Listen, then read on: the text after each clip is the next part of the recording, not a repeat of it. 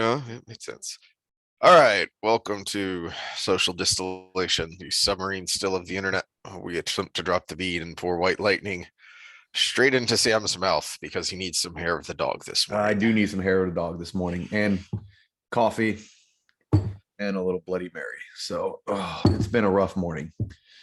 But you pay the piper when you have a little too much fun, or nobody comes in to work out because you just took care of your son who had COVID last weekend and nobody wanted to come in. So you start early. Even though they're all going to catch it eventually, but we'll get there in a second. Okay, so for those that come around for Wheel of Time, we are not talking Wheel of Time today. We may make some references, but it is all COVID today. It is bannable material. And actually, I said we'll do this on the tail end, but I want to do it now. If you are watching this and it cuts off after this little bit, go to Rumble and watch it. I think this is episode 47, somewhere around there. And anytime we talk anything that might be bannable, I'm going to go ahead and put this at the beginning, and you will only see this clip, and you have to go to Rumble to see the rest because the rest got pulled down. So This is a COVID episode. We may talk some controversial topics. Heath has some questions that might be controversial. The stuff I wanted to talk about really isn't that bad. But at the same time, we'll see. We're going to start with just going through the numbers, though. Yeah. Let me make your screen shareable and then bring up my screen. All right, here is the state of affairs for the United States of America. So we had officially, quote unquote, over 800,000 cases yesterday, and the weekend spike there. That's typically 2 or 3 days of reporting in one. So, but look at our curve. We actually on the tail end, it looks like, of this Omicron wave. When it looks at the let me blow that up. Is that pretty clear, or do I need to blow it up? You can't really see the downward trend of the line very well, but there now you can see it more. Okay. That the trend is dropping a little bit there. Yeah, so ignore those spikes, because again, some of these are they're reported data clusters over the weekend. So when you see 1 million cases today, that's actually Saturday, Sunday, and Monday for some places, because not everybody's reporting every day. So these are the numbers for the day. Obviously, we're still pretty high. We're not out of the woods yet. Omicron is here, and I think it's 96% of the cases right now. Mm-hmm. And we'll go to the WHO to confirm our trend line here. It looks like we're peaking about last week, and that would go hand in hand with the UK and South Africa numbers. Their UK is about 2 or 3 weeks ahead of us, and South Africa is about 4 or 5 weeks ahead of us. I think so.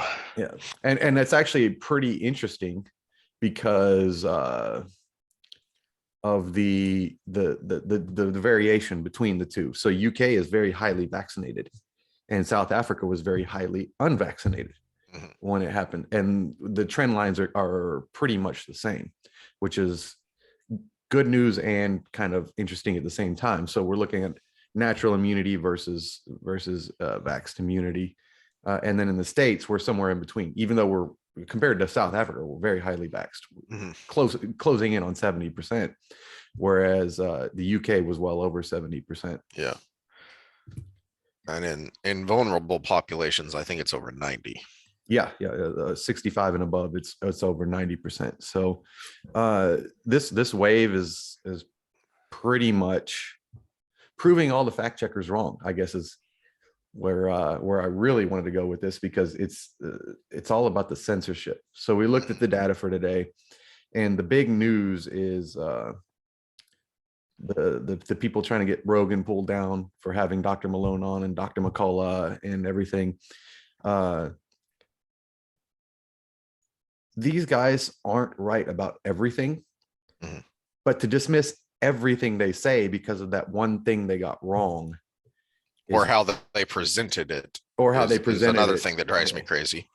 And that's where I'm kind of got my beef, You look at someone like Dr. Malone, he really was well spoken.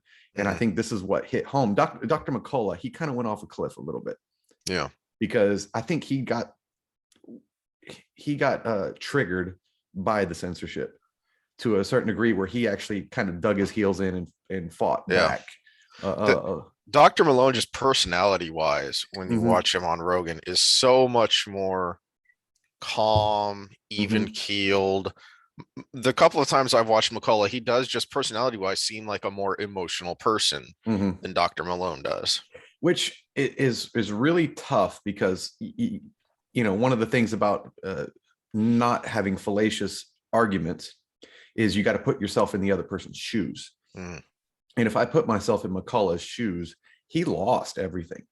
He's currently in deep legal battles, losing hundreds of thousands of dollars. He lost his job with Baylor Medical, and there's apparently a lawsuit going on there too.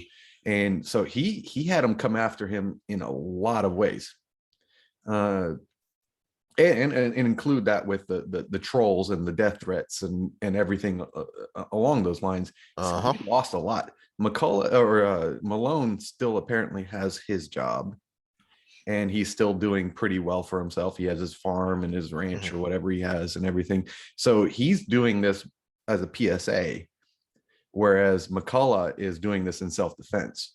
Yeah.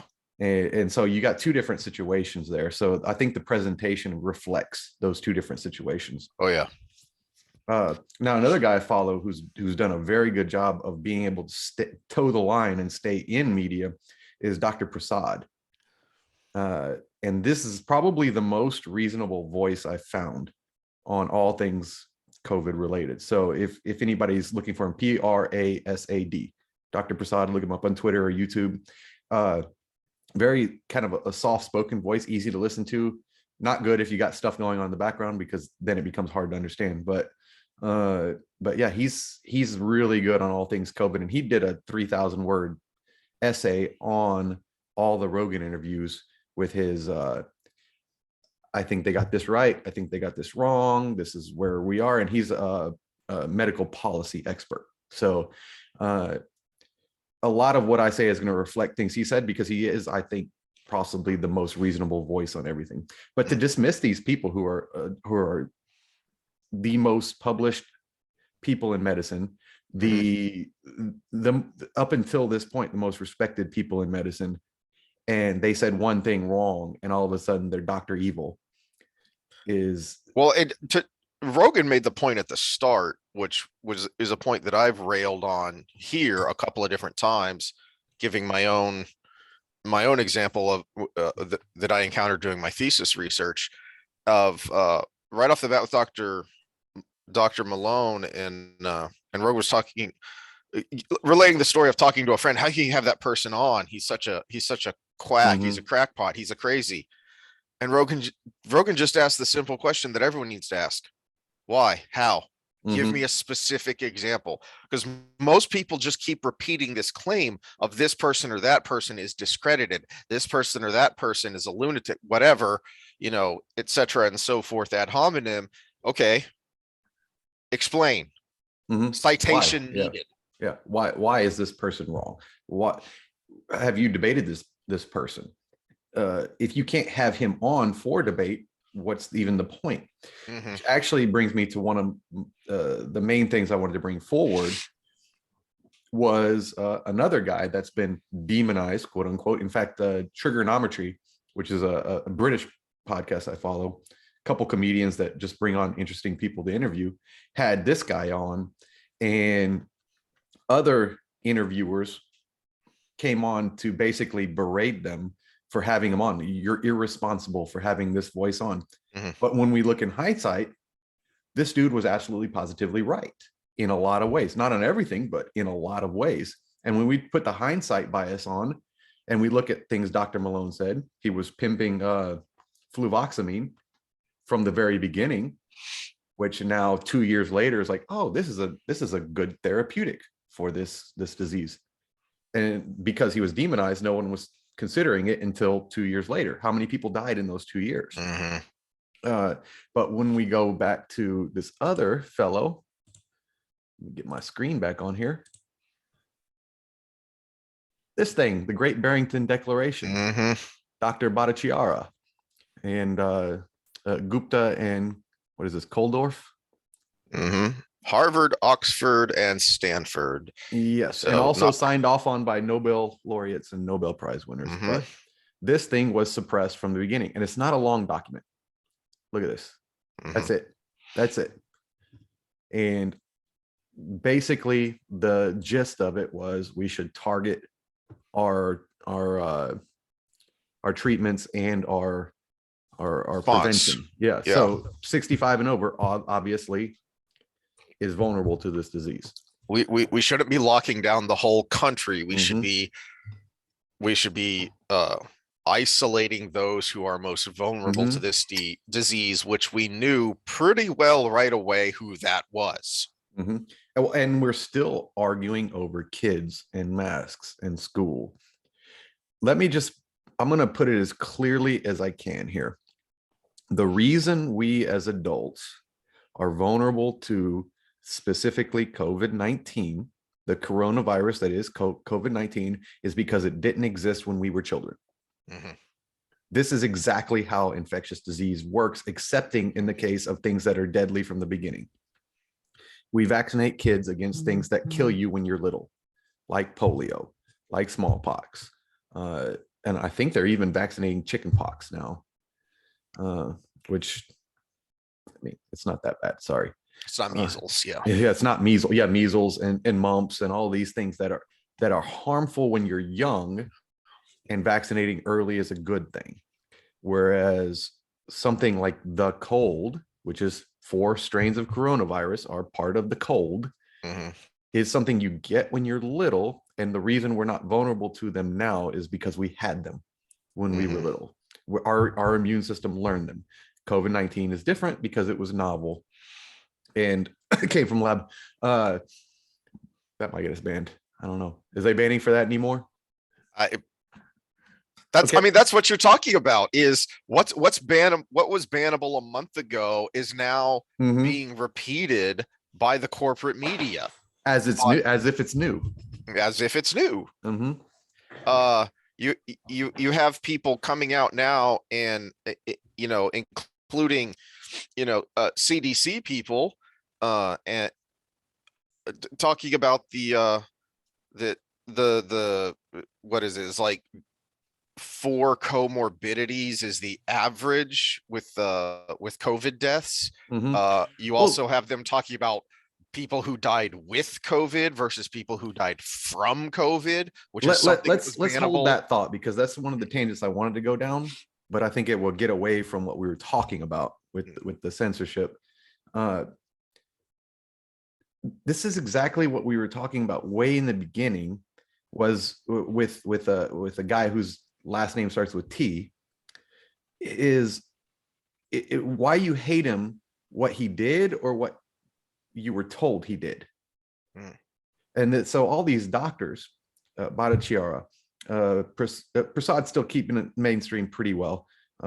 Z-Dog is, for those that follow Z-Dog, I got some beefs about him because he reverse faced a lot of things without apologizing. But he's on the right track now. What's the guy that just Youngkin just brought in? The Johns Hopkins guy, starts with an M. Oh, I haven't followed that. I don't know. He's really reasonable. I'll get the name here in a second when you're talking, but Weinstein's been off on some things, but he's also been very correct about a lot of things. Malone, McCullough, who else has been leading this pack? Those are the big names I can think of. Yeah. But these guys, they've gotten some things wrong along the way. But if we really want to look back with hindsight bias, how much has Fauci gotten wrong? How much has Walensky gotten wrong?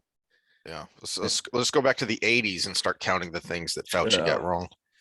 Well, the more that comes out with this guy, he needs to get out of the country before the Reds take the Senate and the House back, because they're going to indict this man. And fun fact I learned over the weekend, catching up on some podcasts, his wife is the head of ethics. Mhm.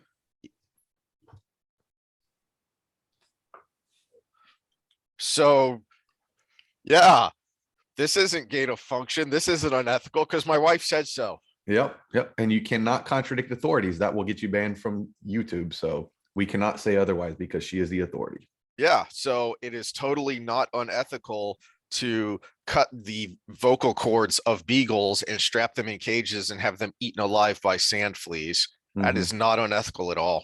It's not unethical. It's not unethical to do a full-scale experiment on millions of people with an experimental drug that is still technically experimental, which we won't name, but it is. It truly is. And full disclosure, my son just had the commie cough this last weekend. Tested positive. I tested negative, but I'm getting actually kind of ticked off with people who should be caring. This is a serious disease. I mean, it was nothing more than a little bit similar to the flu with him. He ran a fever for a day. He was fatigued, and that was it. But now these people that are older they can't even get out of bed, right? So this kid had this result, but older people can't even get out of bed, and their younger children or acquaintances are so afraid of this thing that they're not taking care of these people. They're leaving food on the doorstep when this person can't even get out of bed. Go in that damn house and take care of that old person. Wear a mask if you want to.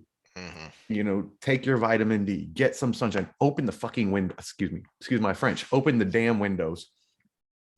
Take care of these vulnerable people. I am disappointed with Americans right now. This is just the way it is. I took care of my kid like any adult would take care of a sick kid.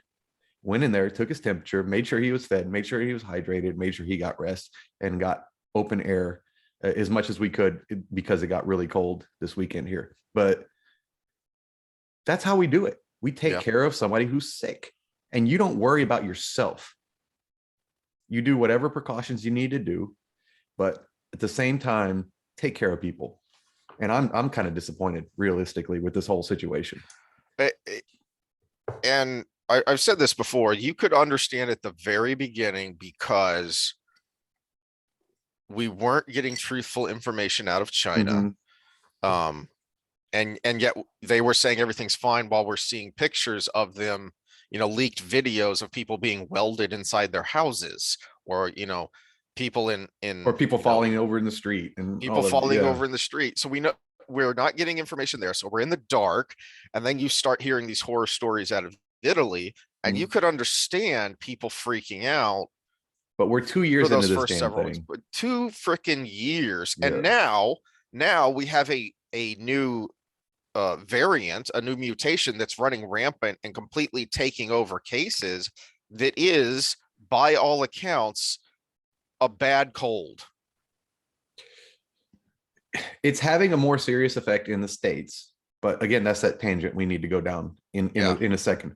So remind me why it's worse in the States as we go down. But my disappointment in the American people at this point is, I hate to sound preachy, but at this point, it's gotten to that point where I'm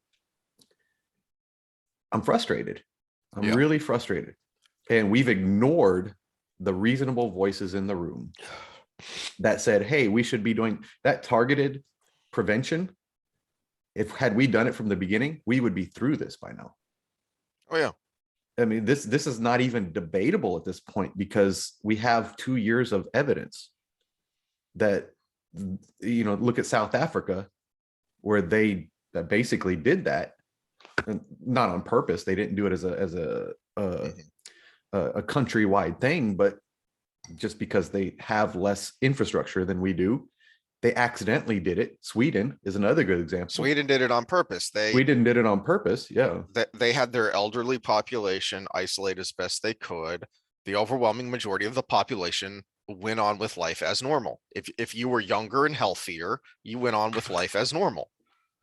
You know, thank goodness for Israel, because we've got unfortunately at their expense, but we've got the most vaccinated country in the world still had an Omicron wave. And now, just I think it was over the weekend, I don't remember if it was Israel or if it was the Pfizer came out and said that they're giving a fourth booster in Israel, and they're admitting it appears to have no effect on Omicron. Mm-hmm. Yeah. Did I send you that? Somebody did. Yeah, where yeah, the fourth booster is having no effect. But I mean, it's the CDC came out the other day and said the science says this, and I'm like, there is no the science says. Science doesn't say anything. Science. This is the data. Now we have to decide. We have to interpret it as human beings. But when we look at when we take a scientific approach, you can look at this kind of from outside looking in and say, what is different about Omicron? Oh, it's got like 27 mutations in the spike protein. Well, your vaccination is specific to the spike protein. Oh my goodness, is that going to help, or is it not going to help? And thankfully, that seems to be what makes it milder. Yeah, we're not seeing. And also the fact that it settles in the throat and nasal cavity and doesn't settle down in the lungs. And again, that's the spike protein, because the receptors that are in the lungs are different than the receptors that are in the bronchial tube. It's also why it's spreading so much faster, and nothing you do is really seeming to help, because it's not in the lungs, it's up here, meaning it's going to replicate, aerosolize, spread faster and faster and faster, which is what we talked about in the very beginning when we were first talking about COVID, is that this is the typical evolution of a virus. The virus wants to spread, so it will naturally attenuate, it will naturally lessen in severity and increase how contagious it is. Well, and the great news is in again, South Africa, then the UK, and then here, the R value is actually trending down towards 1. And when that gets below 1, so for those that aren't familiar with it, the R value is, if it's a 1, one person will on average spread it to one person. So if it stays a 1, then, and there's 1,000 cases a day, there will always be 1,000 cases, because those 1,000 people will infect another 1,000 people, who will infect another 1,000 people, and just keep going. If it's over 1, it like Omicron was in the beginning, it was doubling every couple of days. So 1,000 people would infect 2,000 people, would infect 4,000 people, would infect 8,000 people. So that is trending down to 1. No surprise, because of herd immunity that the disease itself is causing, because now we're becoming immune to it, and unfortunately weeding out the vulnerable. So both of those things, the unfortunate one and the good one. The good one, I think Delta did a good job of that too.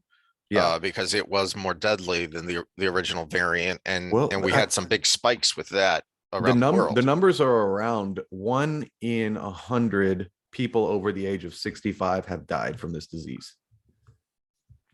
That's not been infected. That's not 1% of those who are infected, but 1% of all people over 65 in the United States have died from this disease. That's the worst news about this whole thing, because 65 isn't that old. Not anymore. Yeah. You still got 20, 30 years ahead of you at that point. So that's the worst news. But at the same time, we're getting to a point where, well, now we've had enough infected that we should have less vulnerable. I mean, we're losing our talent pool, eventually everybody's going to go through it. And the R value is getting closer and closer to 1. And when that dips under 1, that's when you cease to have a pandemic and you have an endemic, where some people are going to get sick every year, but it's not a 1-to-1 or 1-to-2 spreading ratio. So it's not going to grow. And that's the great news out of all this, is it is trending back towards 1 and hopefully under 1. And I still am flabbergasted that the authorities, because I guess I'm going to contradict them here, have not accepted natural immunity. it is winning in every race across the world, whether it's in a petri dish or real world data.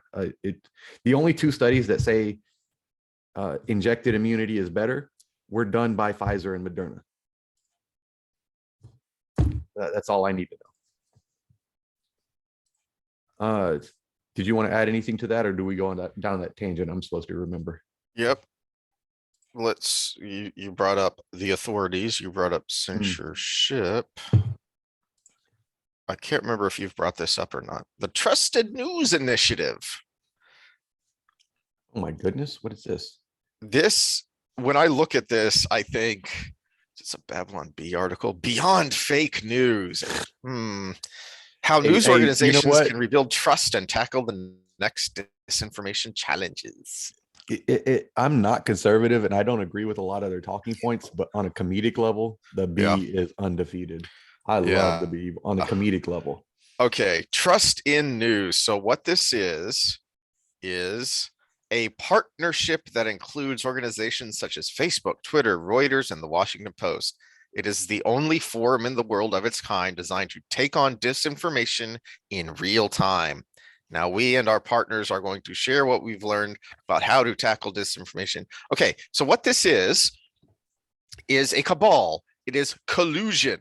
We heard that word for 4 years and now it suddenly disappeared, between news organizations and social media organizations to push a specific narrative. And they're not being shy about it. It's like that Time article we brought up about the election. They're not being shy about it. And yet, you complain too much about what they're saying. You say what they're saying and you can get banned, or you're just called a conspiracy theorist. I'm looking at it right here. They have a website, for crying out loud. Oh my God. And you talked about back to normal. And again, from these people, from the authorities, talking about going back to normal was bannable or fact checkable. And you have the Pfizer CEO on Bloomberg a couple of days ago, January 17th, saying, like, we're going to return to normal probably this spring because of the way the numbers are trending. Yeah, they're trending that way despite you.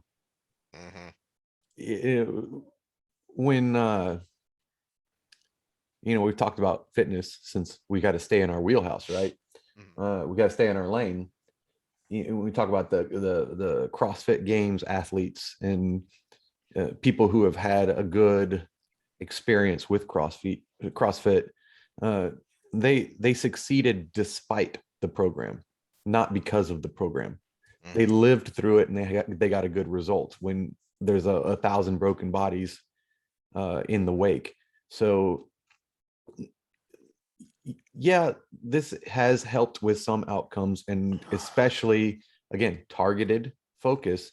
Had we got our elderly injected, had we got vulnerable people injected early on and quickly, it would have lowered a lot of end totals. But now we're not talking that anymore. We're using that argument to justify a totally different population, which it's not even what is being called fake news when we talk myocarditis and rates and everything is actual literature where the risk of getting myocarditis is greater with one thing versus the other, which I'm not going to say out loud. And this is studied. This is banned video. We only used the CDC. Every one of the sources you cited was from the CDC. I used their own numbers and the census, U.S. Census and the CDC. U.S. Census and the CDC website, a number of reports from the CDC website. And that's putting the best face on it because the numbers are actually way worse. So you brought up CrossFit as an analogy, and that reminds me way back. So I think the last time we talked fitness, I mentioned that when I was first starting out learning this stuff, and you had just started at the whatever it was where you started velocity, and velocity, Yeah. and I asked you how your program was different from CrossFit because I'd heard you complain about CrossFit. And one of the things you told me back then, that was what, 10 years ago? Oh, 2008, so Yeah. 14 years ago. So you brought up a study when you were explaining the problems with CrossFit, and if I remember the numbers right, it was something outlandish. So you brought up a study where they showed all of the benefits, all of the gains that the study participants got from CrossFit. And you dug into the back of the study and found that, well, yeah, but 60% of your participants had to drop out. Yeah. It's like, The holy dropout rate crap. was 60%. Yeah. Well, I mean, that we go on to the subject we're talking about. We look at the initial studies by the main company that everybody's getting injected with. That was supposed to be a 3-year study, but they eliminated the control group after 2 months. So we've got 2 months of data that is being called safe and effective for the rest of your life. No, we didn't even, I mean, the infection rate, even in the control group, was so low, we don't even have numbers we can compare. Yeah. Okay, this is one I'm gonna beef with the right on a little bit, because they're looking at that and they're saying, well, see, there's so many more adverse effects from the injection than there was in the control group. Well, we don't have that data because we've got a difference in infection rate. If you were in the injection group, you have 100% injection rate. If you were in the control group, we didn't have enough time to see what the percent infection rate was, because 2 months was not enough time to follow this group to say, to give us a number on what your probability of infection was. And until we knew that, we can't compare the two. So you can't compare one to the other. They actually made the study impossible to compare by eliminating the control group 2 months in. There is no comparison. We can't make any claims for or against. They can't make claims for, and we can't make claims against, because they eliminated that possibility. We have no control at this point. The only control we have is the rest of the world. Yeah. And you know, way back months ago, you brought up the comparison with polio, and you showed the timeline of the polio vaccine. 50 or 60 year timeline. Yeah. Yeah. Which was shocking to me, because people know about Salk and the polio vaccine, and FDR is the major historical figure who lived through polio. And so you think this was something that was taken care of in like the 40s, and no, it wasn't. It was almost the 90s when it was finally considered eradicated. Yeah, because it took a long time to iron out all the kinks, and by kinks I mean debilitating effects that were popping up with the vaccine, where they pulled it off real quick and said, okay, we've got to redo this. We've got to and there's look at our data and see what's going on. Two major differences, which we kind of touched on earlier, is a disease that was disastrous for young people. So that's one of the differences. The other is we ended up in the long term coming up with a sterilizing vaccine, whereas in you get the vaccine, you do not get or transmit the disease. And those are the big differences for today. This is skirting along the lines of the YouTubes, because it says in the guidelines that you cannot say it doesn't reduce transmissibility. And it does reduce transmissibility slightly. The problem is, because you don't know you're infected, you go out and transmit more. So your chance of transmitting is lowered, but you increase exposures because you don't know you're sick. So transmissibility is lower. Guidelines, we stuck to it, but your exposures are greatened or heightened, excuse me, greater. I kind of mixed two words there. So you're going out and talking to 5 people. So yeah, it's reduced by 5 times, but you still are probably going to infect one of those 5 people. So we're looking at numbers. It's all probabilities, it's all a numbers game at this point because a virus doesn't have a brain, right? So yes, you may have reduced your chance of spreading it by 80%, but you talk to 150 or 200% more people because you didn't know you were sick. That's the difference. It's people need to stop thinking of this as something with a brain. It's our behaviors within a system.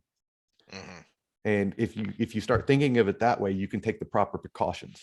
So and that's something we've griped about repeatedly is, hold on a second, you're banning people for talking about public policy. We bring up the biology of it and the biochemistry so you can try and explain it to lay people who don't understand the biochemistry. So we do talk about that a little bit, but then we're not giving medical advice. We're talking about the public policy. That's something that everyone has a say in. That's something that anyone can be an expert in if you just look at it and think about it enough. And that's where which is actually no, I'm going to disagree with you there. Not anybody can be an expert in that, because the difference between a policy mindset and an actual virologist is the difference. Everybody's like, oh, well, you're not a virologist, you can't talk about this. That person sucks at policy, because policy takes a generalized approach. That's why I say can be. It's not something you need a degree in, was my point. Is if you carefully follow the news and think things through and follow through, that's another thing that we've been talking about here is, the follow through. We haven't had that. And now you're not allowed to do that. You're not allowed to follow through and look back and say, well, wait a minute, what happened in Sweden and South Africa, and how does that compare to Britain and the US? What are they doing in Australia? And is that working? That's public policy. That's not virology. That's us just looking at the numbers. That's just looking at public policy, then looking at the numbers and asking, did it work? Did it do anything? Or was the cure worse than the disease? Metaphorically. Okay. And you're getting banned for that. You can't talk about these things. Well, and part of the problem is some of it is speculation. Yes, because we look at overdose numbers, we look at suicide numbers, we look at job loss and what they call deaths of despair. Those are all way up. And then they say, oh well, but COVID deaths are higher. The disease deaths are higher. I do have something up that I need to bring into this conversation then, because there's so much shade around what actually is COVID deaths that there's only really one number we should be looking at. All-cause mortality. All-cause mortality and what's in excess of predicted. And we can see start of COVID, obviously we had a big spike. So anybody denying COVID didn't kill people is just plain stupid. And then we got another spike the next winter, which was COVID and flu season. And this is about the time the vaccine rolled out, about right here, right? January of 2021, right? So I got another beef with the right on this one, but let's go through this thought first. So we've got an extreme excess death, but that number is what we should be calling COVID death, because we had a predicted trend line based on all of history, which actually, I hate this trend line, but we'll go into that in a second. But we have a trend line that is predicted. So this was flu season of 2019 right here, where my cursor is right now. And we had a really bad flu season, apparently 2018. So we had excess deaths. So we went over the trend line there. We stayed under it in 2019, and then COVID comes around and we bump over it. So, and this isn't even flu season. This is March, April. Right. So anybody who denies COVID deaths is an idiot, because we have this excess death number. But this is the number we should be concerned with.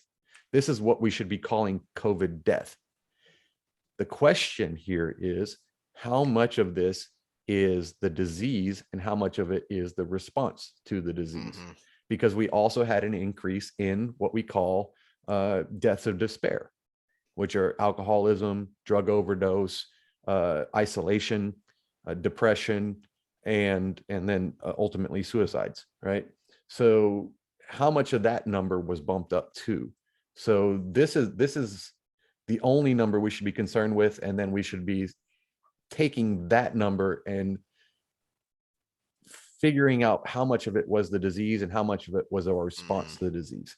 And the Barrington Declaration we brought up earlier, well, that would have eliminated a lot of the response deaths, because you wouldn't have had the job loss. You wouldn't have had the uptick in what was alcohol sales up 300%. It was some ungodly number like that. Drug overdoses were almost double. Depression rates were 94% increase. We've talked about the spike in child suicide rate. Child suicides were about twice double. It was, I mean, no 9-year-old should even have that thought. Yeah. And you want to downplay the importance of school or play. There you go. Right there. That's all we need to say about that. Let me get on the trend line before I make the screen go away. Okay, so let me go back. This is year 1 COVID. Trend line should be there because that's our predicted without knowing what COVID is. But why is the trend line still here when we know we have this disease in the world? That's a good point. This trend line should be higher because we should be predicting relative to this disease we got here. And this is one of my beefs with the CDC, is because they're all about models. And they created a model that created a result that allows them to create policy. This trend line should be higher because we have this disease in the world that we have to accept is going to add to the death toll, period. That's it. It's going to be another line in the things with heart disease, with flu, with colds, with accidents, with overdoses, with suicides. It's going to be another line in the equation. And so why that trend line isn't up is one of my beefs. But all right, you were going to make a point when I went into that though. Yeah, I forgot what it was.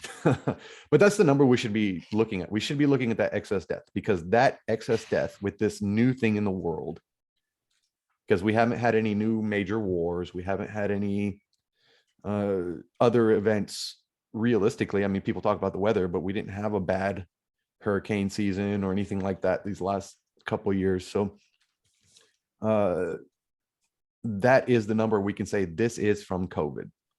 And now our policymakers and our public officials should be getting together and saying how much of it was the disease and how much of it was the response. You're looking at something.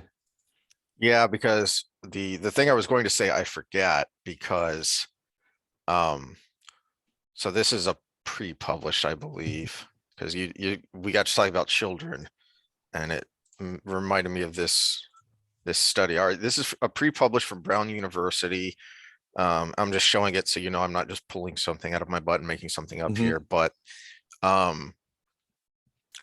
okay, I know what you're talking about here. This is the punchline is that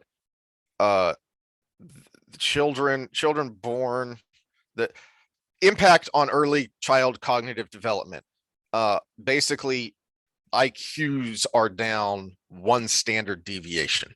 You know, I saw this get posted up on a thing, and all the responses were anecdotal. I have a kid that was born during this time and they're smart as hell. And I'm like, first of all, your grammar's way off. So if you're judging their intelligence based on your intelligence, it's probably not a good judge, but it's anecdote. This is a study over multiple people, multiple demographics that measured with certain standards versus your opinion of your kid. Yeah, this is horrible. And in fact, I'm wondering down the road, and this might be a point of privilege because we live in Texas where our kids have been in school, other than that first few months of quarantine, our kids have been in school the whole time, where colleges are going to select based on where you were in school during this time. Yeah. Because there are still places, Chicago, that's a tangent I really want to go down that'll get us banned. but that are still out of school in a developmental period of their life. Yeah. And you go 2, 3, 4 years without being in a interactive environment. This is something that's going to affect that kid the rest of their life. What we experience as adults over the course of 2 or 3 years is way, way, way diluted compared to a developing child. Yeah. 30 days to a developing child is a lifetime when it comes to what they're supposed to learn or what they're supposed to adapt to. Whereas we're already fully there. Our frontal cortexes are fully developed, adaptable, but still pretty much set in stone. Whereas that thing is still basically cooking in these kids. And this is what got us banned the first time. All of these policies are systemically racist. This is where I'm going to back the CRT crowd, because outcomes from policy. Where I didn't back them was they could not name the policy. Now I can name the policy. Teachers unions in Chicago keeping kids out of school. Chicago is a majority minority city. Who's affected more? Me and Friendswood, Texas, or those kids in Chicago? Now we're going to create a situation 10 years from now where my son has an advantage over those kids. Systemically racist. Houston area schools are holding out because of Omicron, whereas the suburbs are not. Houston, majority minority. Suburbs, majority white. We are creating a situation where outcomes are going to be skewed in the future. Yeah. This is systemically racist because it is public policy. This is where I will go down that road. Was it you who were telling me this, or did I hear this on a podcast? I don't have this handy because I wasn't thinking about this, but apparently someone finally kind of cornered Kendi and got him. It was me telling you, because he backs the policies. Because someone said, because these policies, and this is so for those that haven't seen our Kendi episode, Kendi refers to systemic racism by racist policy, and any racist policy is a policy that doesn't end with equal outcomes. And in fact, he wants the policies to be skewed in a certain direction because it'll make up for past inequities. So there's your backdrop. And someone asked him, because vaccine mandates disproportionately affect minorities, is that a racist policy? And he backed the mandates. And that tells you everything you need to know about the man. He is he's a grifter, is all he is. He's a grifter and a political activist in the guise of a social activist. He doesn't care about the actual outcomes. He's using the outcomes to get his position. And when we look at everything that's happened, and we're going to go across a lot of spectrums here with social justice, with COVID policies, with environmental policies that are trying to come out right now, with the domestic terrorism policies, it is all designed to get a few people in power, all the power, and then a few people benefit along the way where everybody else is thrown under the bus. All of these policies that are social justice are hurting minorities. And we're going to have a guest on here soon that did documentaries on race relations. And this is where I'm going to challenge him. And I hope he watches this so he's prepared, because I would rather challenge a prepared person. Yeah. But this is where I'll challenge him. These policies coming out of that movement are hurting that population. These policies coming out of COVID are hurting that population. The only people it's benefiting are the people at the top. Social media, Amazon, etc., included. So those are the only people benefiting from all this, all in the name of your health from a cold. Slightly more serious cold. Very much more serious if you're over 65. Yeah. and more serious at the very beginning when we didn't know what we were doing. Speaking of Well, not knowing when what it we're had doing, that word novel, yes, it was novel to us. It was it, novel to our knowledge, and yeah, now it is no longer novel, especially and to the huge population of people who have been infected. It is no yeah, longer novel. and we've been you've been bashing on the right. I'll bash on them a little bit too. At the very beginning, the some of the rhetoric around it from the right was just utterly asinine. When you have you were showing the trend line there, and that very first spike, remember a lot of that spike included healthcare workers, doctors and nurses. If you've got doctors and nurses dying in significant numbers from something, it's real and it's serious, because these are the people who are best prepared to not only protect themselves but then treat themselves, and they're succumbing to this. It's real and it's serious.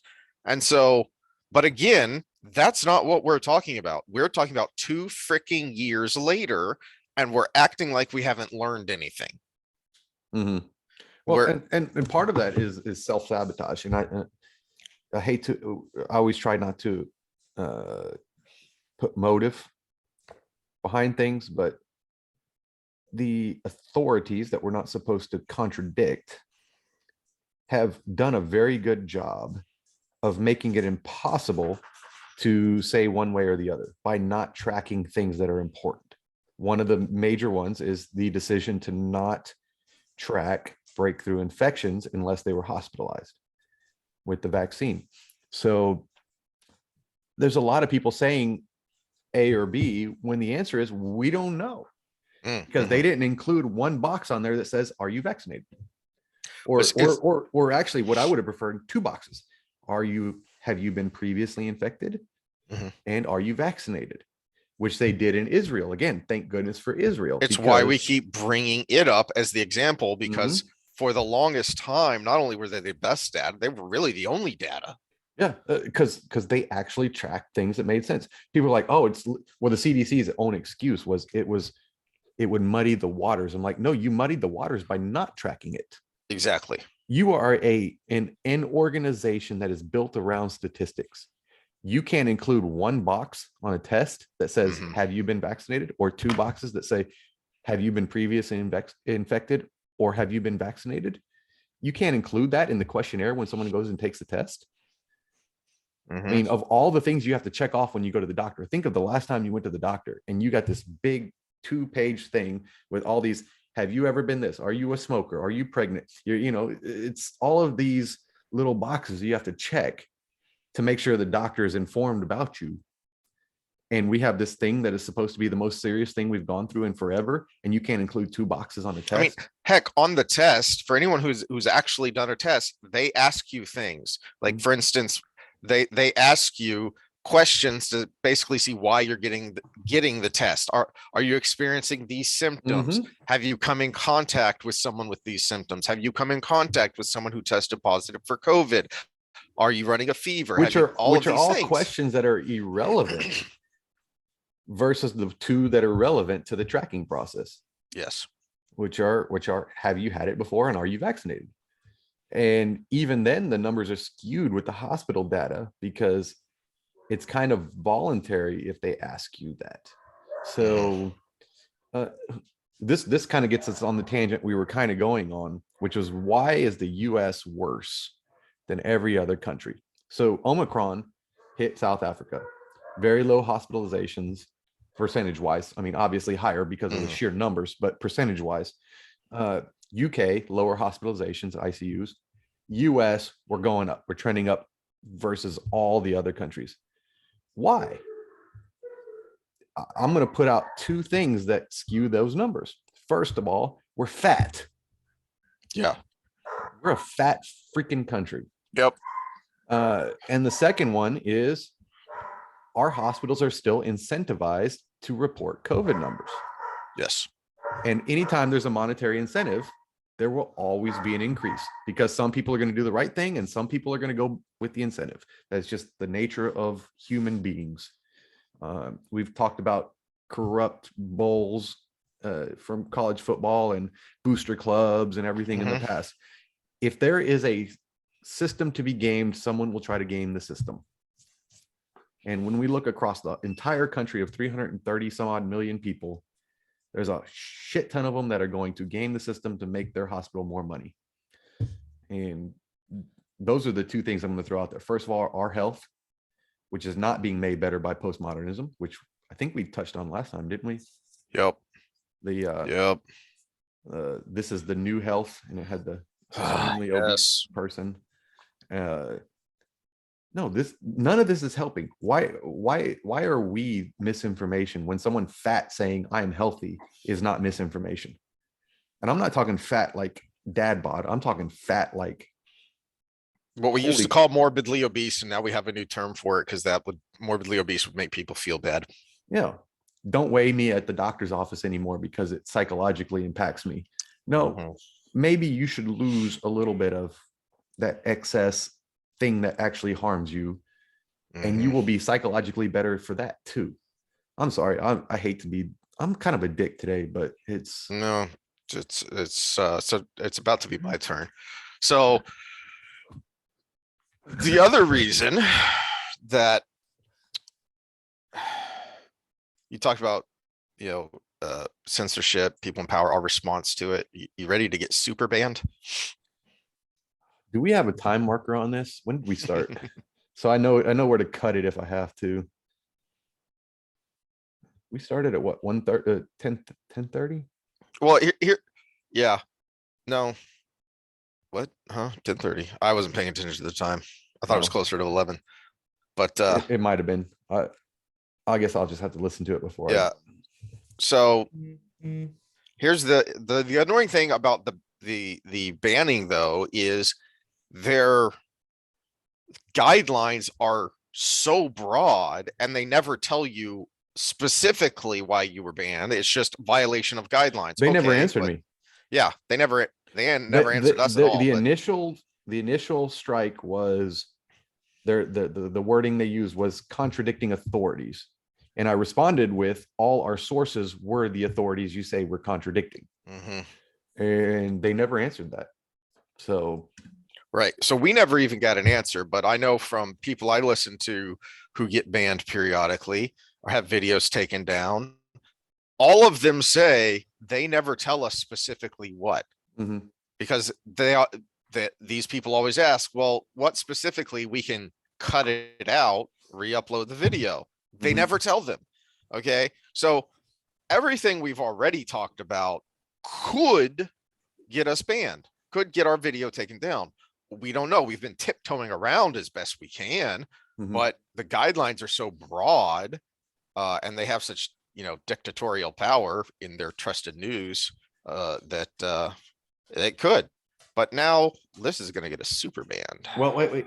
What we need to do is an experiment. Okay. So we need to pick a week, because when you get another strike, you can't post again for a week. And so that would be our next step in their strike process. We need to pick a week we're not going to record. Then I'm going to try to post the same video with a different cover photo and a different title, because I think our title is what got us thrown in there. The title was racist vaccines, question mark.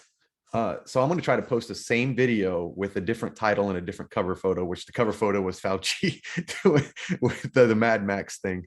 So I'm going to try that as an experiment and see if it wasn't just that initial look that hit the algorithm, because I've seen people post videos that talk about the same subject we talked about, and we talked about it today. So I'm curious to do that, but we need to pick a week where we're not planning on recording for a week, because the next strike is a week ban. So if anybody out there listens to this and then doesn't hear for us for like over a week, go to Rumble. That's because I tried that and go to Rumble. Yeah, I actually would prefer people to go to Rumble right away anyways. Yeah. I like their platform, the way they do it, because you're monetized from the beginning. And it's all dependent on views, versus YouTube, which you have to have 1,000 subscribers and other criteria to end up being monetized. So Rumble is better for the creator. It's just got that stigma now because the media, the social medias out there have put it as the alt-right already. Yeah. But the only reason it's got that stigma is because people who say things that anger the YouTube gods have to go there. Yeah. And there are plenty of those who aren't on the right. Yeah. But they just Now, say I will things. say some things come up that they're trying to algorithm me already. And I've got on there and I see some things that on there, it's like, yeah, that's not my political side. Why do you keep putting that in my feed? So there is that bend to it, but that's because of the exodus. It's not. Yes. It's a byproduct. It's not the system. It's a byproduct. It's a symptom, not the problem. But so yeah, Rumble is good. Get us banned. Here we go. All right. Oh no, I wanted to say something real quick before that. Oh, okay. Okay, so you can leave that up. That's fine. To all the people on the right, and I'm a fan of Rand Paul, but he did this as well. That keeps saying the words, there are more people that died under Biden than under Trump. Can I have my screen back so I can bring that excess death up again? All right. So actually, probably a better one would be this one here. So to all the people that say that, this is flu season and death season, basically. Vaccine, hospitalizations, deaths. Here we go. Okay. To all the people saying that, this is when Biden took office, approximately right here. We have this big area under the curve at a certain period of time where we didn't have vaccines, we didn't have treatments, and we didn't have treatments because of all of this time. That's not a fair comparison. No. Trump didn't have it for a full year. Look at this time. We have a whole flu season not being documented under his watch. Had COVID appeared the December before, you would probably even have a bigger hump than this. So quit saying it. You're losing all credibility. Yeah. I have heard it brought up reasonably as a specific political talking point, that being the major part of the Biden campaign and the attacks on Trump was COVID and the COVID response and the outlandish promise that if you elect Biden, everything's going to be great and fine. Okay, well, it's not. And you're not addressing that. You're dismissing people who point that out. So as a specific point about a specific thing, but to just bring it up generally is stupid. Well, the problem in that arena is they made that promise thinking it was something that was going to blow over. Yeah. They actually in their war rooms were like, this is going to be something that becomes endemic here soon and it's going to blow over. Two problems with that is it didn't. Yeah. And the second problem is this is actually one area where Fauci was correct, was he said this isn't going to end. And he was saying that under Trump, which worked against him, but then it continued and continued and continued. And so he was actually correct about that. But the other part is there's a whole group of people that realize how much power they got from this thing. And so they're not letting it die. So there's both of those things playing into it. The fact that it's going to ultimately become endemic and not go away. We can't zero COVID anything. China's going to eventually get there. If they're not lying about the numbers now, they're going to eventually get sick. But on the other flip side, there's people that are like, wow, I got elected because of this. I am making millions because of this, billions billions because of this. And those people aren't going to let go either.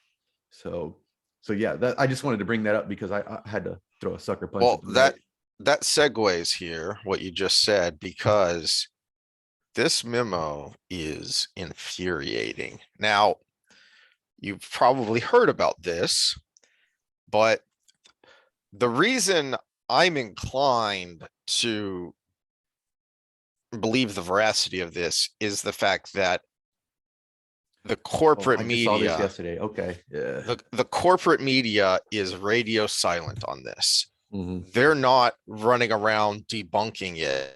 They're not talking about it at all, so far as I can tell. Uh, And it, the MSN, the mainstream media, the CNNs, mhm, MSNBCs, everything. The Hill has reported on this, uh-huh, and they even their left wing reporter was yeah, like, "Holy shit, I can't not talk about this." yeah, So yeah. yeah, So the only peeps I've heard about it is just the general, oh, well, Project Veritas is disreputable. Again, as we referenced at the very beginning with Dr. Malone, citation needed. How? Why? Give me a specific. well, Um, they're currently beating the New York Times in court over this, mhm, so mhm. it's So this is from a Major Joseph Murphy, uh, who worked at DARPA. So far as I can tell, he is still active duty. He is now with a different department, but same basic thing of fancy spancy smarty people research. Okay. Um, for those who don't know, DARPA's mission statement is to um, find, investigate, and give recommendations for applications for cutting edge technology to keep the US military at the top when it comes to technological innovation and implementation. This is their whole thing. This is what they do. Um, and I'm going to go through most of this. yeah, I'm just reading that second paragraph. This is so I've seen reports on this, but I haven't Mm-hmm. actually read it. So I was trying to read this Yep. as you were talking. But yeah, the significance of this is so massive because Yes. of not just what's in it as far as what it means for our health or for the general public, but it shows what was being covered up. Mm-hmm. Again, this is something 2 years ago you said you were a conspiracy theorist, Yep. right? When now it's coming out as fact, we're still at the point where just reading this, you're in the conspiracy theorist crowd. Yep. But another 2 years from now, if you were the conspiracy theorist, you might be the one alive, Yep. or you might be the one without long-term health implications, or you might, something along those lines. I'm saying might because we don't know, Mm-hmm. because the disease still has long-term effects as well. Uh, Right. And this is okay. We're, conspiracy theory. Major Joe Murphy, USMC, Marine Program Liaison, Office of Naval Research. That's where he works now. He put this together right after he left DARPA. And the reason being, so he's writing to someone to try and push this along, is what I gather from this cover letter. That he sent this report to the Department of Defense IG, Inspector General Office, and he wasn't getting any response, any feedback, wasn't seeing anything being done, which uh, as he says in this cover letter, the whole point here was to help the higher ups make these decisions on vaccine mandates. So I'm unsure whether the significance of what I communicated is understood by those that receive the report. Decisions with regards to the vaccines do not appear to be informed by analysis of the documents. The main points being that SARS-CoV-2 matches the SARS vaccine variants the NIH EcoHealth program was making in Wuhan. That being that the DoD rejected the program proposal because vaccines would be ineffective and because the spike proteins being inserted into the variants were deemed too dangerous, gain of function, and that the DoD now mandates vaccines that copy the spike protein previously deemed too dangerous. To me and to those who informed my analysis, this situation meets no-go or abort criteria with regards to the vaccines until this toxicity of the spike protein can be investigated. There is also information within the documents about which drugs effectively treat the program SARS-CoVs. And then he gets into Defense Advanced Research Projects Agency. He wrote this when he was leaving DARPA, sent it to the Inspector General. The part I want to, so I saw, and this was one of the rebuttals from, again, I saw it with the leftist person on the Hill, and he would talk about, because they go into ivermectin, and I think HCQ as a treatment, and he kind of rebutted against that, but he did it incorrectly. I think he did it in a knee-jerk, I'm against this thing response. But this guy is reporting on what was being done in the lab, and there is a chance, and if we were going to make an objective view of those treatments, because they didn't show the real world sterilization that he's saying in these documents, the chance is that what we got in the States and what went around the world was already a variant of what came out of the lab. And that could make all the difference. They might have had the treatment that would take care of it, but it adapted around that treatment before it spread around the world.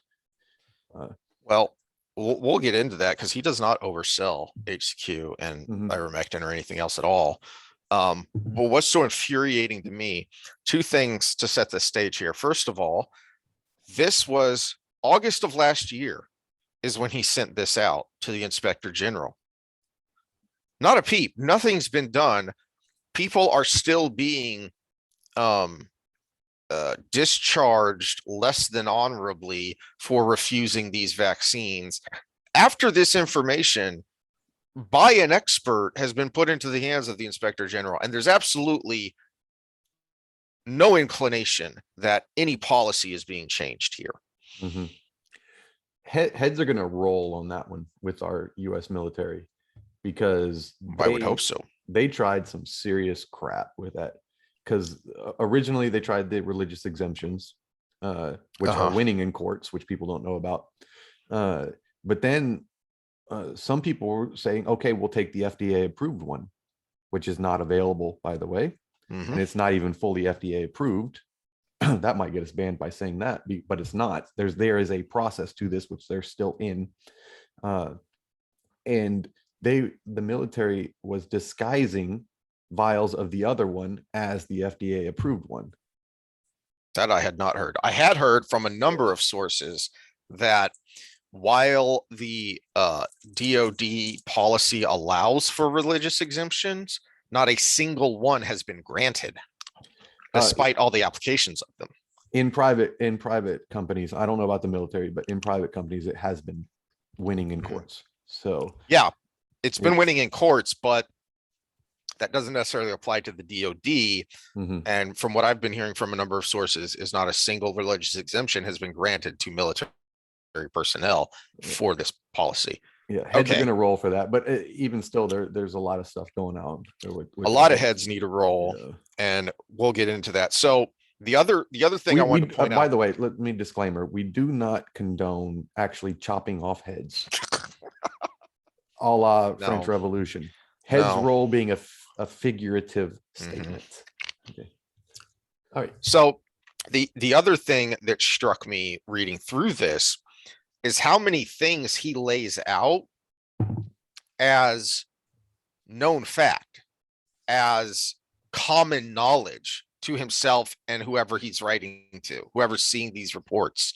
So there's a lot of stuff in here that he's establishing as common knowledge that were and perhaps still are bannable offenses. And to the experts, it's just common knowledge. It just is. And the corporate media is not talking about it except to call you a crazy person. But let's get into that. So right off the bat, SARS-CoV-2 is an American created recombinant bat vaccine or its precursor virus. He's establishing that as fact, and he has the documentation to back it up. It was created by an EcoHealth Alliance program at the Wuhan Institute of Virology, as suggested by the reporting surrounding the lab leak hypothesis. Details of this program have been concealed since the pandemic began. These details can be found in EcoHealth for Lowe's response. It gives all the documentation.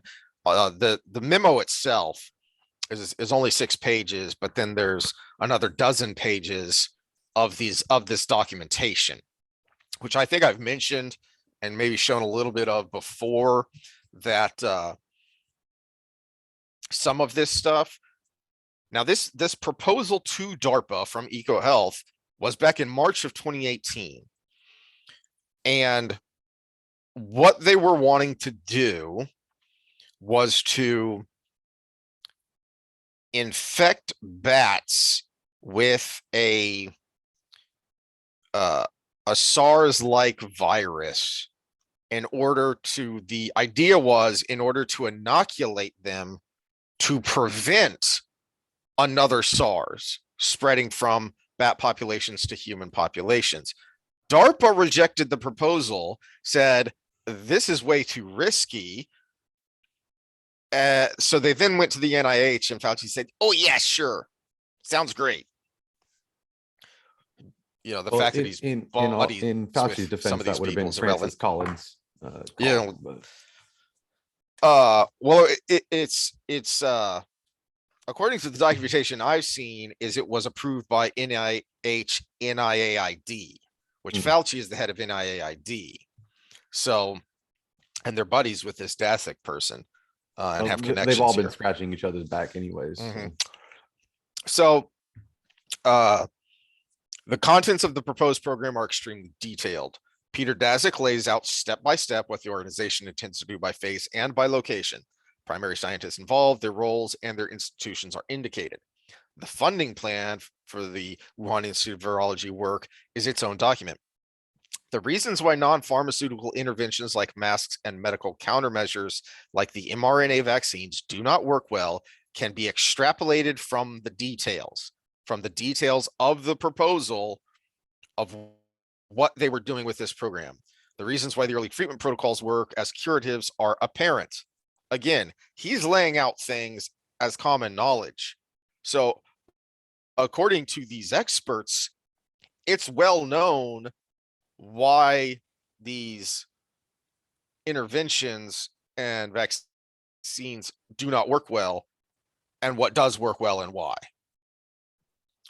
SARS-CoV-2's form as it emerged is likely, so he points out where he's speculating and what he's speculating on, where he's making these extrapolations and what he's establishing as fact.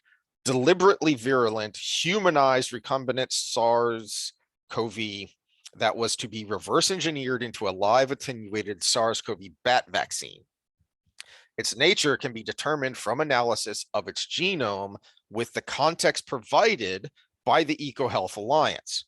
So he's going to point this out at the end of his document of, how did I figure all this out? Well, I just put 2 and 2 together, or 1 and 1 equals 2. So he had no, it access. Doesn't. That's racist.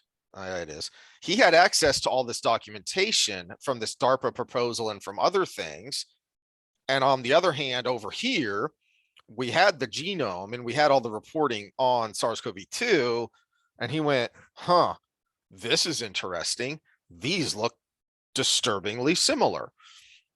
So he's putting these two things together and saying, what we're looking at here in the wild with SARS-CoV-2 is exactly what they were proposing here to DARPA, that they then went on to do with NIH and NIAID funding at the Wuhan Institute of Virology. I seem to remember a certain evolutionary biologist saying the exact same thing about 2 years ago. Yep. And getting pulled off social media, but it's just me. When synthesized with the EcoHealth Alliance proposal, U.S. intelligence collections is what he's talking about here, confirm EcoHealth Alliance was performing the work proposed. The analysts produced the report in a vacuum, absent of the context the proposal provides. As a fellow at DARPA, I could see both and do the synthesis. That's what I was just talking about. The purpose of the EcoHealth program called Diffuse in the proposal was to inoculate bats in the Yunnan, China caves where confirmed SARS-CoVs were found. Ostensibly, doing this would prevent another SARS-CoV pandemic. The bats' immune systems would be reinforced to prevent a deadly SARS-CoV from emerging. The specific language used is inoculate bats with novel chimeric polyvariant spike proteins to enhance their adaptive immune memory against specific high-risk viruses. Do we need to explain what chimeric means in this context? No, everybody knows what a chimera is. It's got the lion head, the goat head, and usually a snake head on it. So it's basically something that's Frankenstein together. Yes. So well, actually, he's going to explain it a little more down the line of how they did this. So this is making me hate something here, because there was someone who basically said this word for word about a year ago. Do you know who I'm talking about? No. He's a guy that I really can't stand, but you got to give the devil their due, I guess. That's freaking Alex Jones. Damn it. That Stop paragraph, making him a thing. That paragraph you read, he almost said word for word on, I think it was on Rogan, I think. And he's drunk, going off on his little theories about everything. And that makes me hate this even more. Oh yeah. So DARPA rejected the proposal because it was too close to violating the gain of function moratorium. Despite Peter Daszak saying in the proposal, no, it doesn't. Again, how? Why? Because I said so. As is known, as is known. Yeah, we know this. This is common knowledge. Dr. Fauci with NIAID did not reject the proposal. The work took place at the Wuhan Institute of Virology and at several sites in the US identified in the detailed proposal.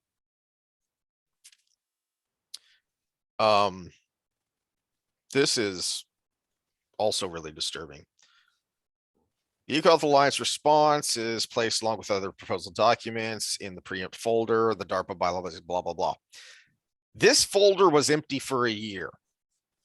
The files, completely unmarked with classification or distribution data, were placed in this folder in July of 2021, which conspicuously aligns with media reporting, my probing, and Senator Paul's inquiry into NIH and NIAID gain of function programs. The unmarked nature combined with the timing signals that the documents were being hidden. No files at DARPA go unmarked in classification or distribution, including proprietary documents. Furthermore, preempt is an unclassified program. There's always a paper trail, okay? This is significant that you don't just, put a piece of paper with a bunch of stuff on it somewhere and then walk away. No, there's always a paper trail. Who was involved, what departments, blah, blah, blah. There is an extensive military bureaucracy, and in a lot of ways for good reason, because you want to be able to backtrack, follow through, figure stuff out if the fecal matter hits the rotating blades. Files are now also held in the Marine Corps intelligence activity. So yay, it's backed up somewhere else.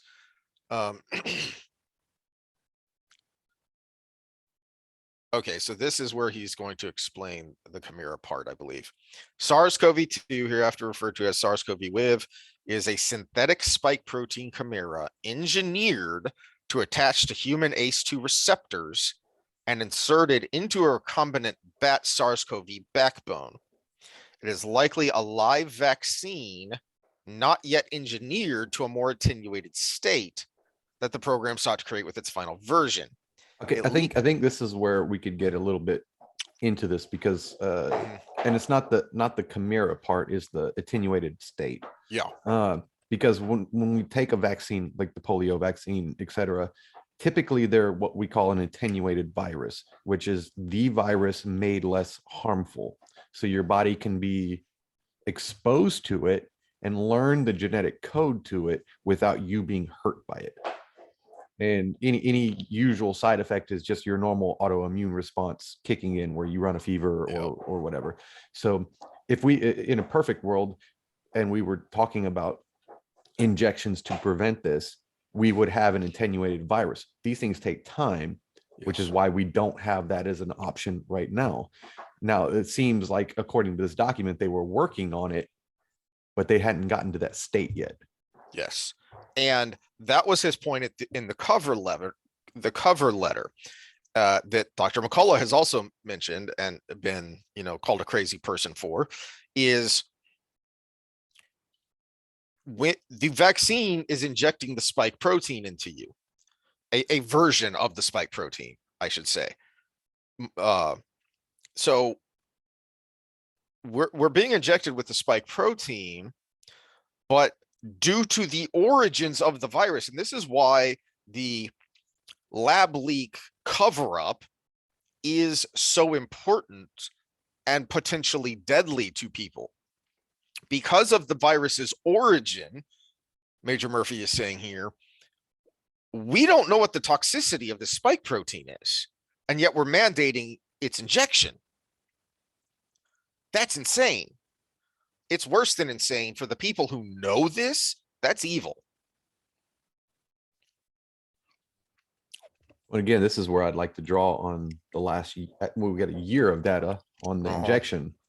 And I know it's not the most reliable source, but the CDC likes to use it when it's in their favor. But the Veritas system, we kind of have an idea of the toxicity now.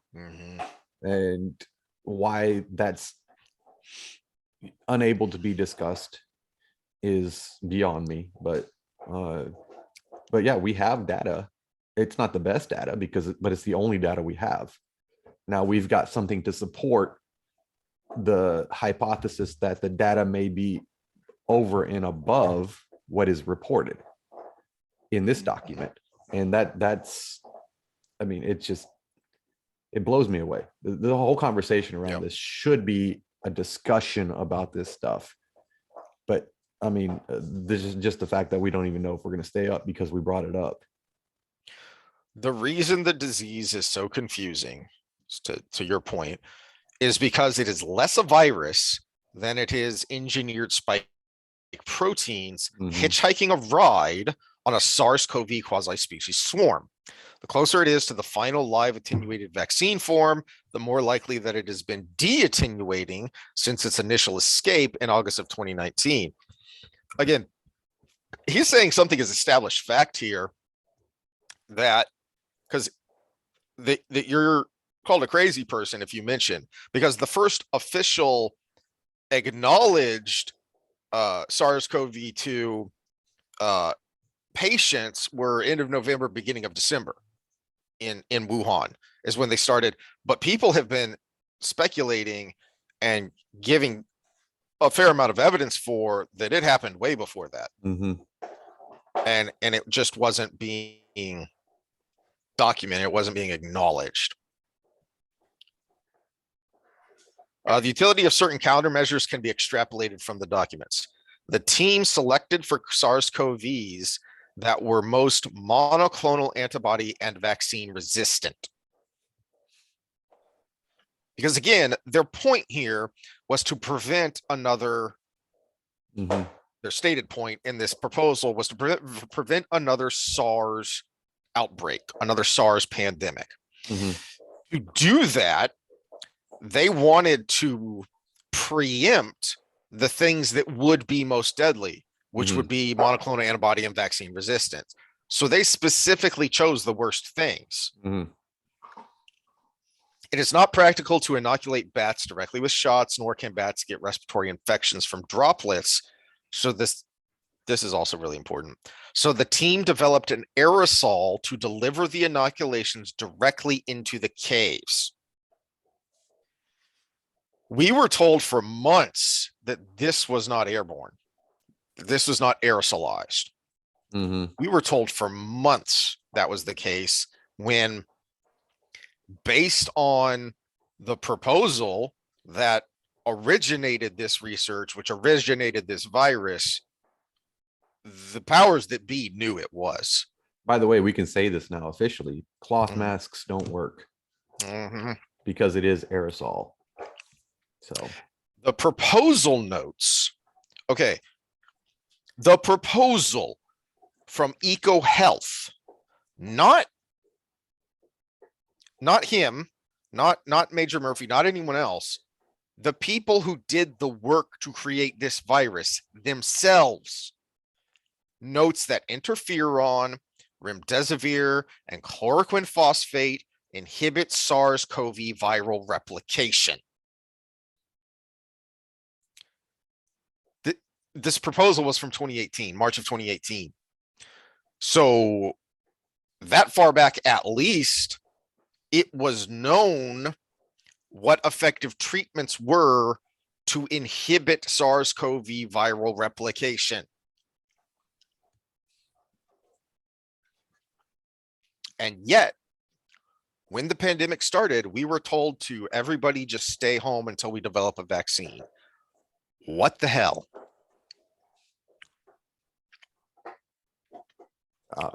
I don't even know if I can keep going with this. I'm just Because of its now known nature, the SARS-CoV-2 illness is readily resolved with early treatment that inhibits the viral replication that spreads the spike proteins around the body, which induce a harmful overreactive immune response as the body tries to clear the spikes from the ACE2 receptors. Many of the early treatment protocols, I want to pause there a second because that just reminded me of something from that Malone said on Rogan, is that when we, the West, when we got the data, the genome data from China, it included China's treatment protocol. So we're supposed to trust China when it comes to their discussions of the virus. And yet, at no point did anyone in a position of power talk about a treatment protocol. It was lock yourself in your house until we develop a vaccine. We had a treatment protocol from China from the beginning. And I'm a little annoyed that Dr. Malone didn't say what that was, because I'm really curious. What was that treatment protocol that they sent over when they sent the genome data? I really want to know. I think in that when he talked about fluvoxamine. Yeah, but I don't think it was in that context. No. I thought it was in other stuff. Now he may have been kind of mixing things because because he did talk about some things that are known as is Major Murphy is saying here. There are things that were known from SARS-CoVs that from investigations into those, what works to inhibit virus replication, what works as prophylaxis. So he may have just not been overly precise when he was talking about treatment protocols. So some of that stuff may very well have been part of that package that China sent over. Was this is what we're doing because we know from past history this is stuff that works on SARS-CoV.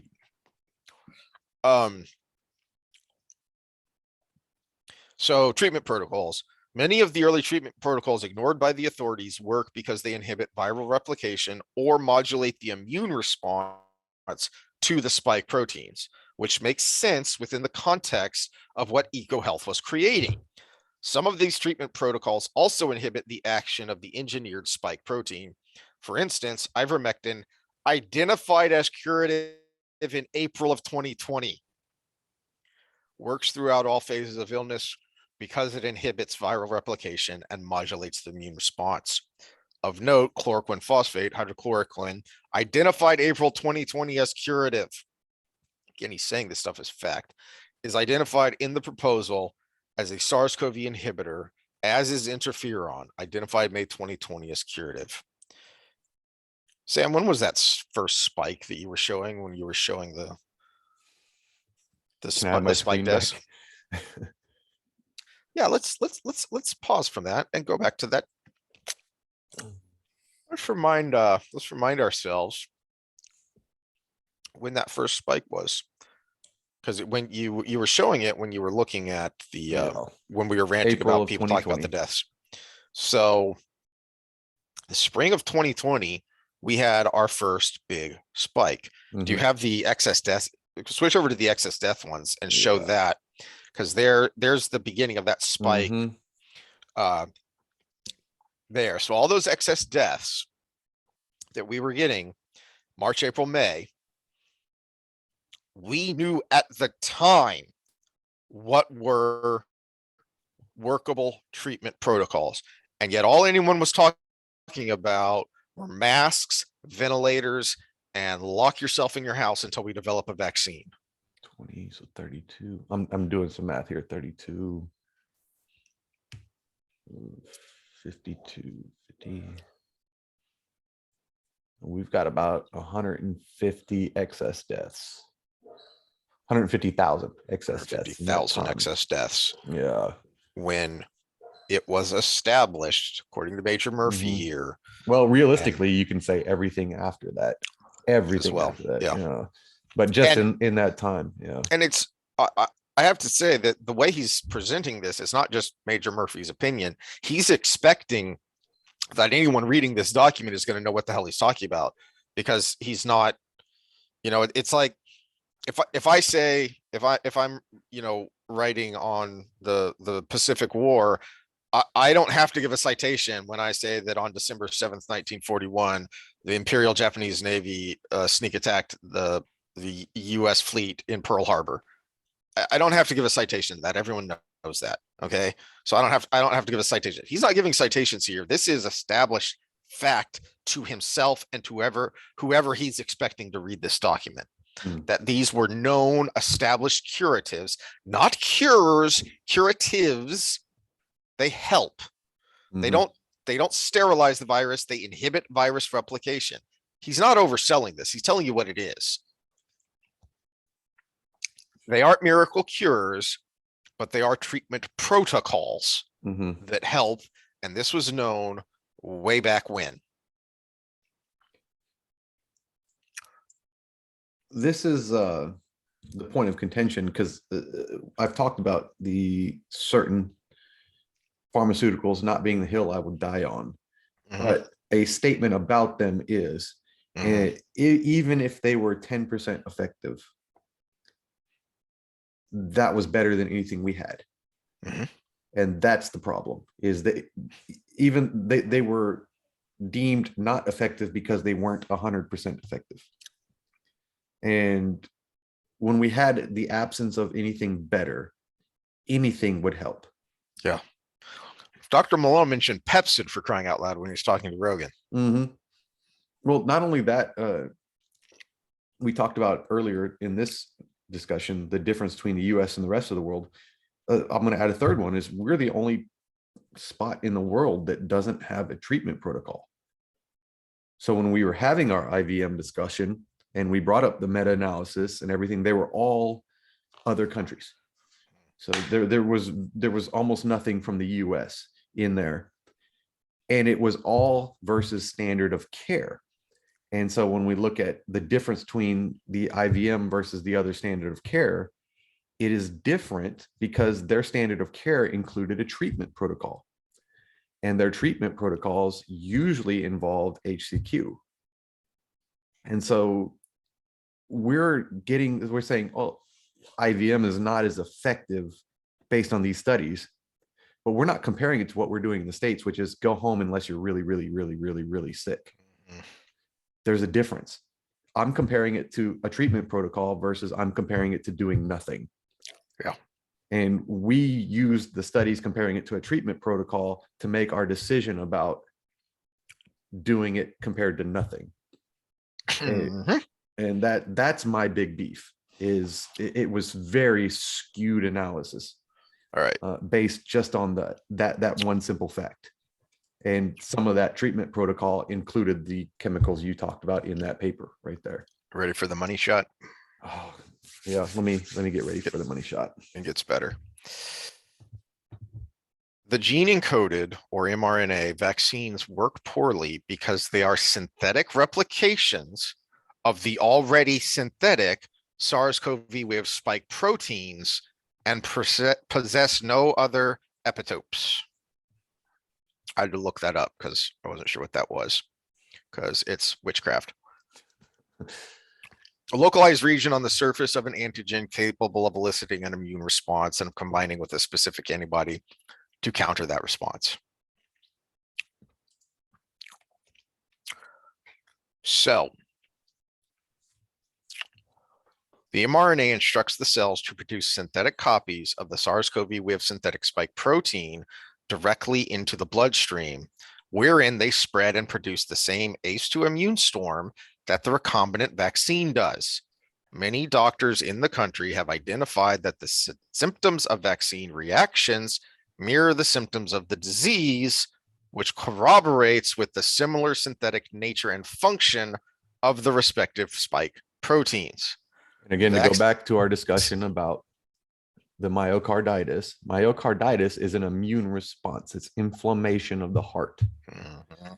It is an immune response. It is not it happens in the state of virus, but in this specific case, it's happening with an injection, which is not the virus itself. Which I liked his very clear. It's the best explanation of how COVID makes you sick.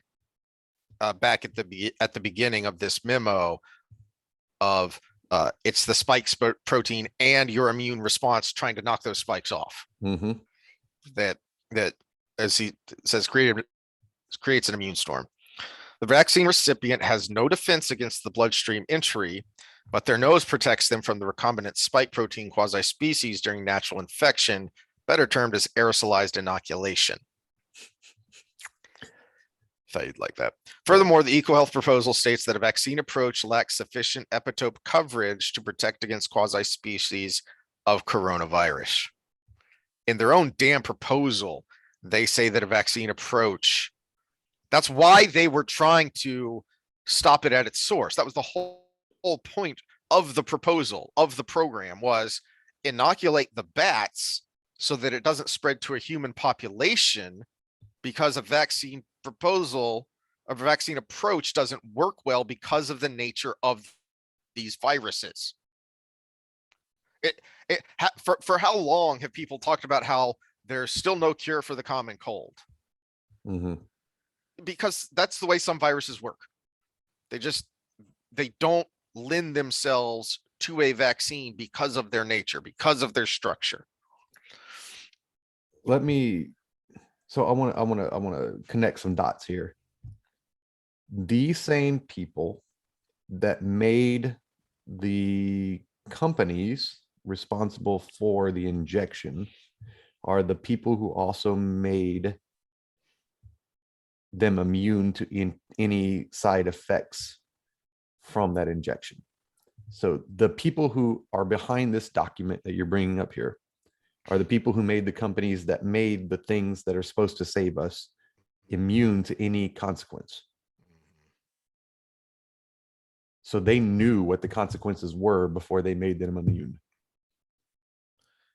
I think that's a good place, because that's really the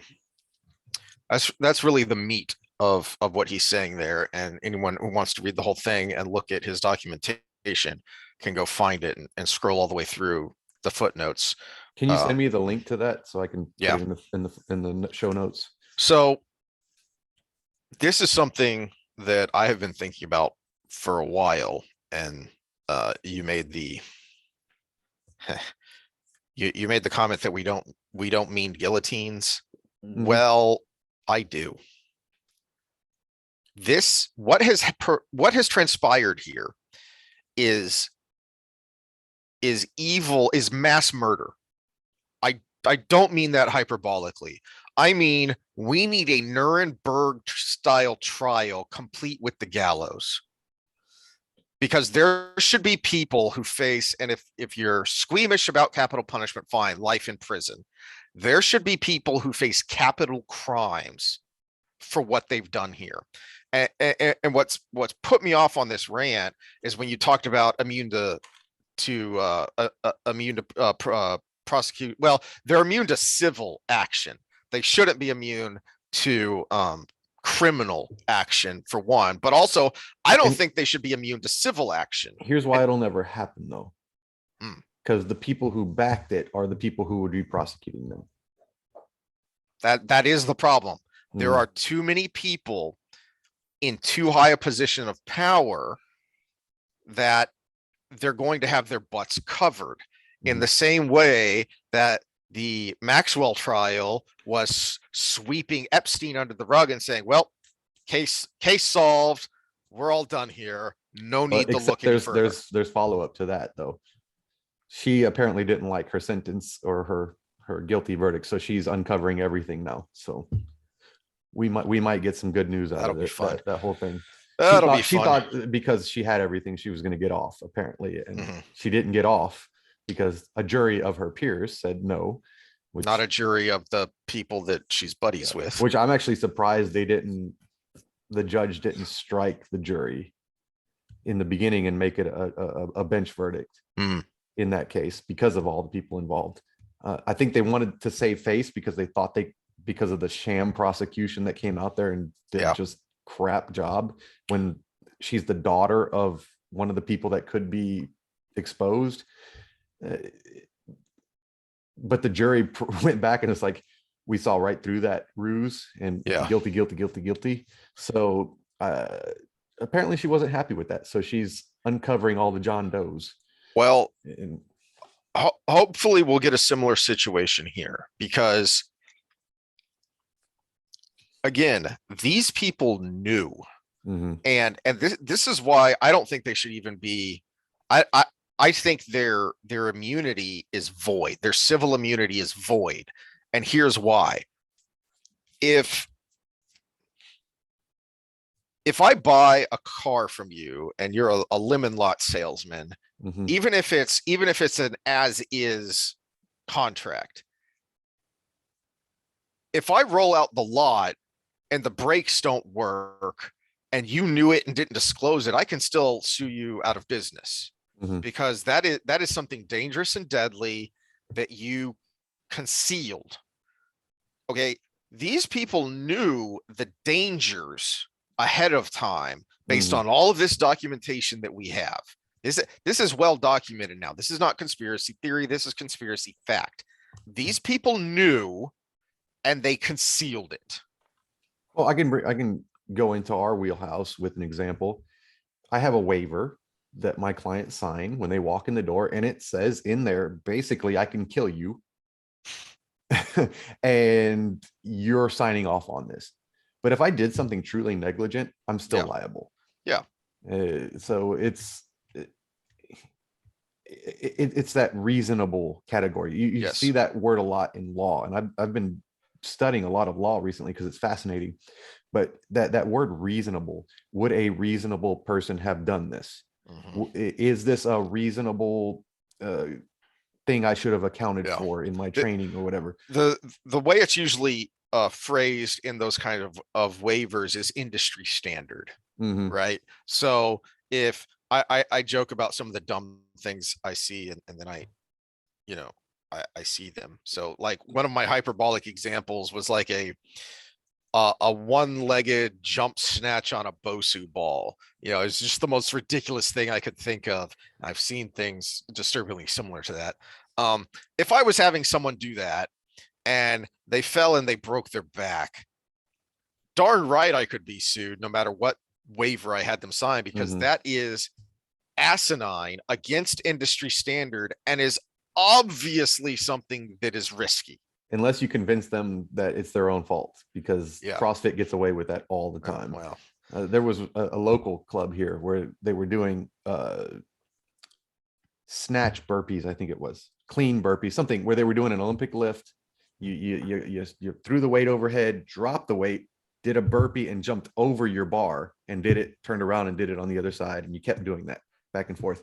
And someone, of course, they do it to fatigue. So landed on the bar, flipped their feet up in the air because the bar rolls, and landed back first on the bar and broke their back.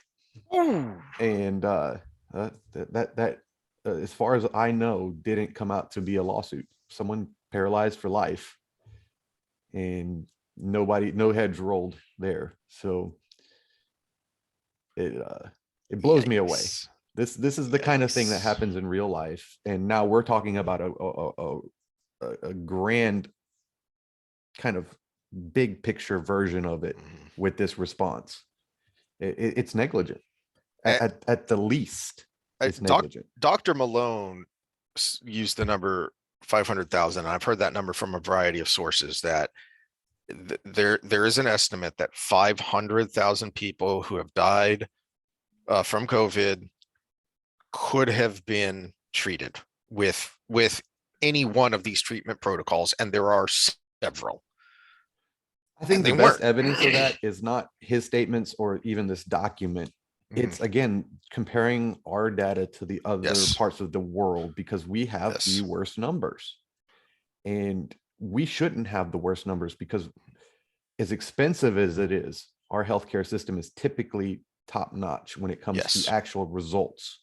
Yeah. So yeah, we can bicker about who pays for it, but at the our same time, health, our health policy is a mess, and that's something we could and should and do argue about all the time. But it's absurd and infuriating when people who are trying to achieve a certain health policy denigrate the healthcare system, because there's a reason so many people from around the world come here if they can afford it and they have something serious that needs to be done. So yeah, you're right. It's expensive, and a lot of it's our own fault, because as you said, we're a very fat nation. But despite the diabetes that we all have, we actually have long lives because we spend so much on healthcare to overcome all these problems we make for ourselves. We're very good at treating, not so much at preventing, which it is the reverse with the COVID thing, because we focused on prevention versus treating, and it might have had the bad results. Wholly to the detriment of. We focused wholly on treatment, when it is documented now that the people in the know knew better, and they covered it up for. I can speculate on motive, but we don't have to. The simple fact is, you did this. We know you did this, and we know the results. We should have Nuremberg level trials with Nuremberg level results. Well, I think we can go ahead and end it there with, there's something coming up here soon, and it's not the 2022 elections. It's what's before that. Primary the hell out of anybody who's in charge right now. Get some young guns in there that are going to actually do something. Yes. And if you're a young gun, put your hat in the put your name in the hat, and just if you're a Democrat voter, stop obsessing over the guy who's no longer in office, and stop trusting people who keep obsessing over that and excusing everything their side does. If you're a Republican voter, stop electing people who just keep telling you, well, next time when we control everything. So the sickening thing about the GOP is they just constantly tell their voters, well, you just have to keep voting for us, and then we'll be able to do something. Trust us. No more of that. Yeah, it's the one side gets in charge and does too much. The other side gets in charge because they did too much, and then they do nothing. And then we keep going down this path where one side gets in and does too much, then nothing happens, which causes the pendulum to swing, and then gets in charge and does too much. And it's eventually we keep rolling down that same cliff. It's just one step at a time versus in one long, it's really irritating. And that's why I hate the two-party system, first of all. But the only system worse than a two-party system is a one-party system, realistically. But primary the hell out of them. This is a good little side note too, for all of you people on the left, my side that I'm going to bitch at you here, quit complaining about Manchin, because when the tides turn and you need the filibuster, guess who you need to thank? Because that's going to be what saves you when it's the other side of the aisle, which also, I know you don't have to like him, but he's not your senator. He's the people of West Virginia senator, and he's not doing anything he didn't say he was going to do. And despite all the heat, he's sticking to it. So whether you like what he's doing or not, you can. I respect Bernie Sanders because he says what he thinks. He doesn't wrap it in, sophistry and try and trick you. He says no. He used to. Well, he used to. Yeah, but he got in lockstep too. So it's but yeah, the only reason you're mad at Manchin right now is because you want your way. When someone else wants their way that is the opposite of your way, you're going to you should thank him later. Yeah, that he stood up now. And I hate that, 58 other people, or 48 other people did not. Yeah. So all right. Well, that's a good place to end it. A good call to action of something you can do tangibly, rather than just bitching and moaning. Yeah, start looking at the local stuff, primaries, and let's get this ball rolling. And this went longer than I thought it would, but God, you made me depressed today. I'm gonna go work out. Well, I'm glad I could do something useful. All right, I'll see you next time. Later, guys.